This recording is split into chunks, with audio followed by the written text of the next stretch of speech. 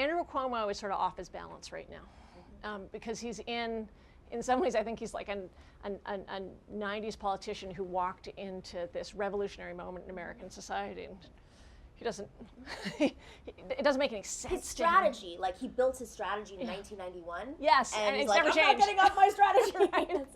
Yeah, and what I would go back to 2008. I feel like politics really started changing after the crash. Yep. Like people start waking up, and then in the last few years, you've seen politics change on a national level across the board, and it's certainly changing in New York.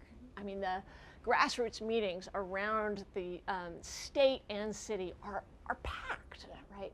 So first of all, I am confident there'll be a primary challenger, if not more than one. There's Stephanie Miner, the mayor of Syracuse, has mentioned it. State Senator Terry Gibson has talked about it. I've privately had conversations with other people. And there may be somebody that we're not thinking about yet. Cynthia Nixon has been in the press about this. Cynthia Nixon, exactly. From Central City. She's a huge education activist. Yeah. And then some other state leaders. Yeah. So other people are thinking about it. But I actually think it's not about like, divining the leaves of like who. Right. It's that there is no way that in this year, in this moment, with what's happening nationally, that there isn't a serious primary challenge to Andrew Cuomo this year, and maybe he'll be surprised. They could even win. I mean, so look, we got 34% of the vote, and I ran much money?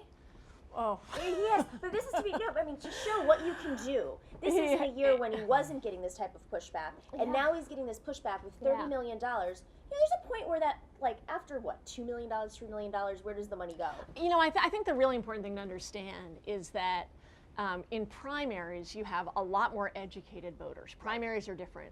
And last time, one of the biggest issues was education, which continues to be a major issue. But the other big issue was fracking. And I worked with some of the most extraordinary anti-fracking activists, actually the most extraordinary activists, period, in 2014. And they were really essential to us doing as well as we did. Well, Andrew Cuomo still does not have a lot of friends upstate. He does not have a lot of friends in the environmental community. But this last year, what you see is, people are waking up in the city because of the MTA, because of the IDC, because of the incredible inequality and the segregation in our schools. So, and real estate housing is a huge issue. And Andrew Cuomo has a donor who's given him close to $1 million through LLCs, through these corporate donations, like setting up lots of different shells that all give to him. So real estate is huge. And so if you marry the upstate outrage with a real loud city voice saying he is not serving our interests, he could be more than just uncertain. He could actually be defeated.